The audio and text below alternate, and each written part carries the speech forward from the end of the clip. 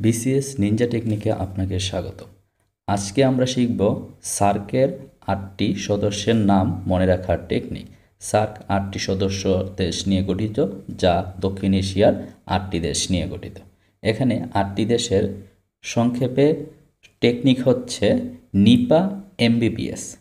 এখানে নিপার এনতে নেপাল, আইতে ইন্ডিয়া, পিতে পাকিস্তান, এতে আফগানিস্তান। এমবিবিএসের পূর্ণরূপটা আমরা যদি এখানে বলি শর্টকাটের, এম মানে হচ্ছে মালদ্বীপ, বি মানে হচ্ছে বাংলাদেশ, বি মানে হচ্ছে ভুটান, আর এস মানে হচ্ছে শ্রীলঙ্কা।